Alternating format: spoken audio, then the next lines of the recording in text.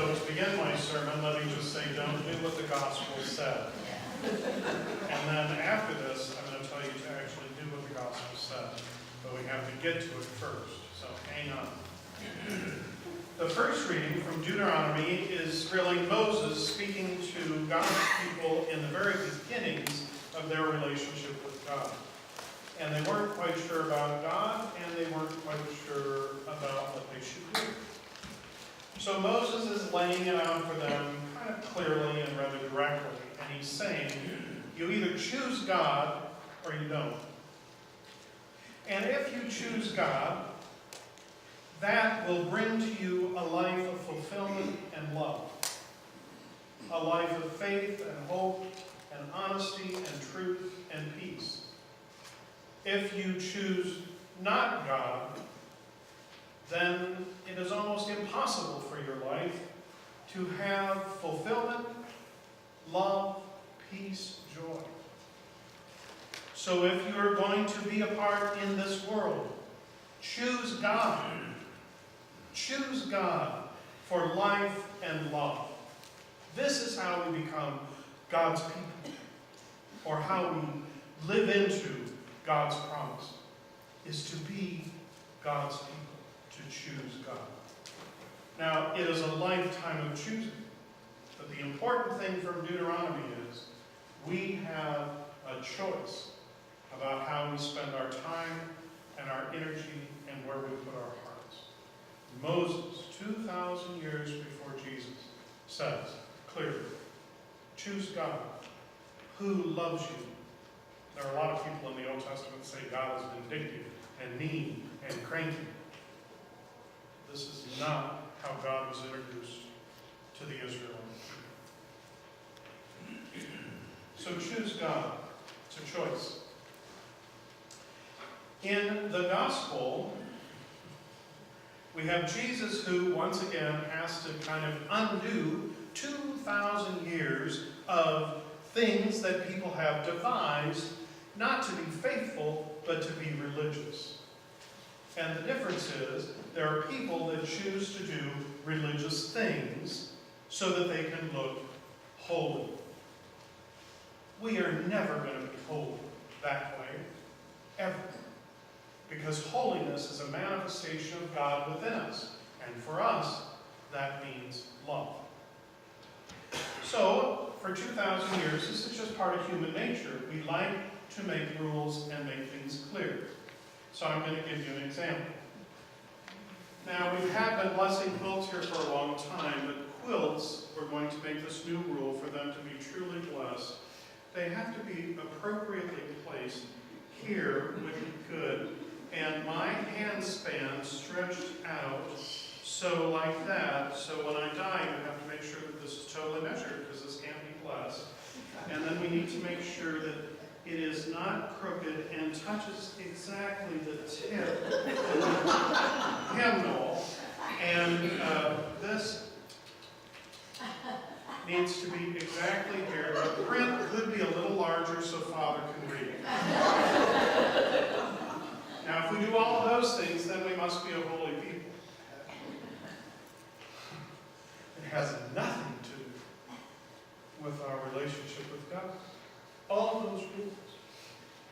So that's what Jesus is speaking against.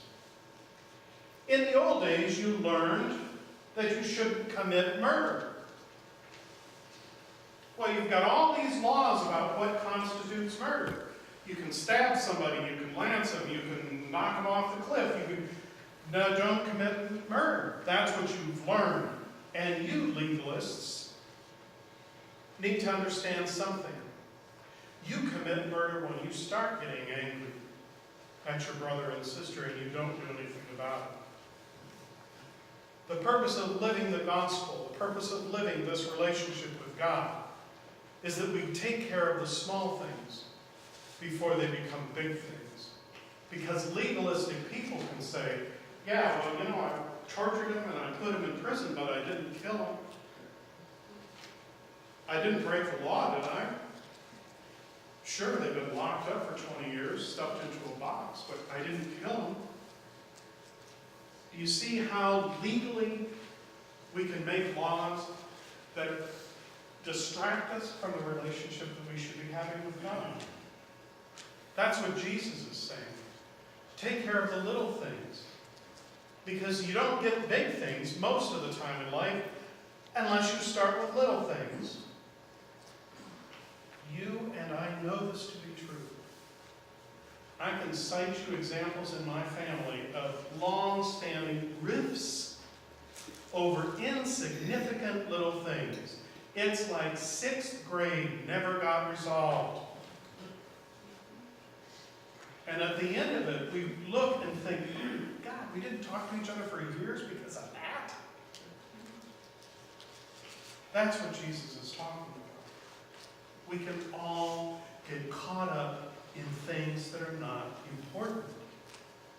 So take care of some of those things. If you find yourself angry or disconnected with your brother and sister, before you come here, take care of it. Because when you are here, we are God's children. We are celebrating the community that we have with God, of being God's people. And there's no room here for quarreling and anger. We must be people of God here. So set even the small things aside that divide you. You know how this goes. Another way of saying this is emphasize the positive. Now, there is a restaurant in Port Ludlow. I won't give you its name, but there aren't that many of them. But on Saturday mornings, there's a group of guys that come in and they sit down, and here's how the conversation typically goes. Yeah, how was your week? You know, can you believe I had to stand so long in the line at the post office? I mean, I had to wait at least 3 minutes before I got in. I was, everything was going to hell in a handbasket. And pretty soon, the table is abuzz with all this negative stuff. And you think, wow, it's 9 o'clock in the morning, and these guys are already having a bad day. And it's like one little thing mushroomed into World War 67. Right? That's why Jesus is saying, take care of the little things. A landslide can start with a pebble. A flood starts with a drop of water. That's why Jesus is saying, take care of these little things. The real message of the gospel is the message of reconciliation. That you and I, as brothers and sisters, have to learn over the course of our lives to set aside the things that are not important. And to emphasize and to be a part and make the decision for the things that are important. And it is that simple. Moses says, choose life, choose love, choose God, or don't. But if you choose not God, then your life will not have the fruits and the blessings of love. You and I have to make that choice. Not just once a day, even. Sometimes once an hour. Sometimes while driving, Darcy will tell you I have to make that once a minute.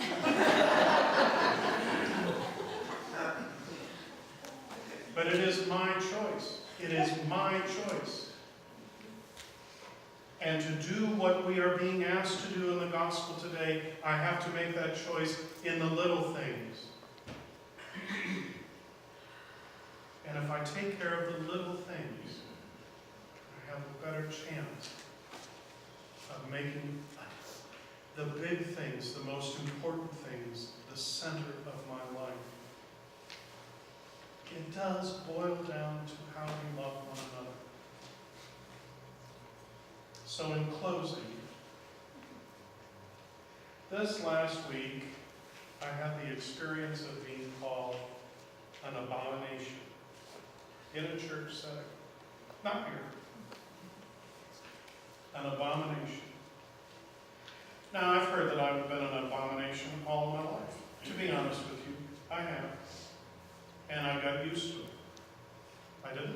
still hurts my feelings and it bothers me. It makes me sick to my stomach, actually. To think that there are still people that are that way. That I'm an abomination. And why I live with this, I'm over it. Because I know that I'm not.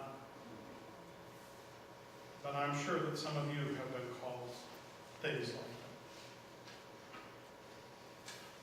The problem is that when we shift our theology into thinking like that, then as competitive as the human family is, we try to figure out who's more abominable than someone else. You know this is true. That is not the way we go. That is not us as people of God. That is not us as loved by God. We are beloved. There is no one that is abominable in the name and the light and the love of God. Not one person. And if you've ever thought, or if somebody has ever said that to you, understand that what they have tried to do just then is kill you. Not physically, but psychologically, or in a church spiritually. Let us not put our hearts to the things that do not matter. We do not stand in judgment of one another. We do not give ourselves over to petty jealousies or angers. We take care of them. We don't let anything stand in the way of our love for our brothers and sisters and our love for God. It is our choice to be about this life-giving way. You and I make this decision every day, every action. Abraham Lincoln, who had to be president of this country in the middle of the Civil War, there was a lot of division. You know what he said? This is a paraphrase because I can't quite remember the quote exactly.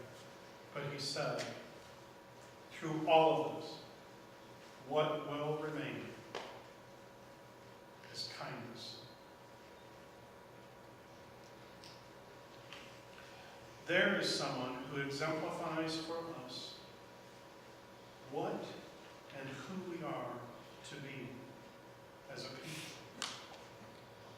That you and I have made the choice today to love one another. Even when it's difficult. Even when we are upset. Even when somebody's called us an abomination. I have to think of a cute abomination.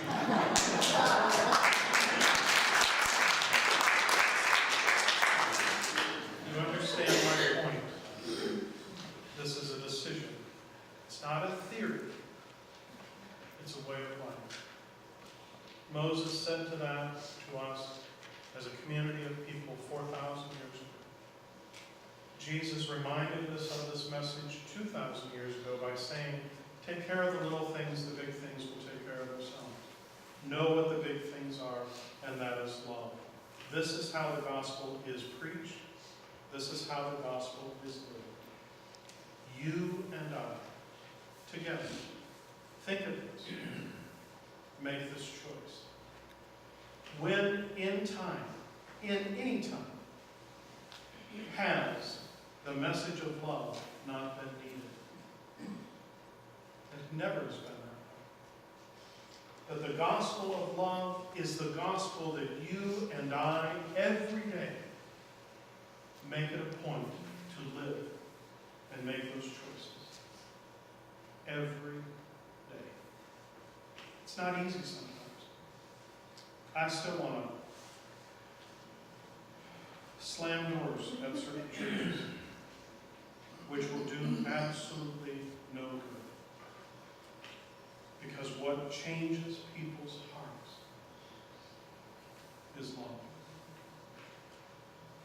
And that's what you and I do.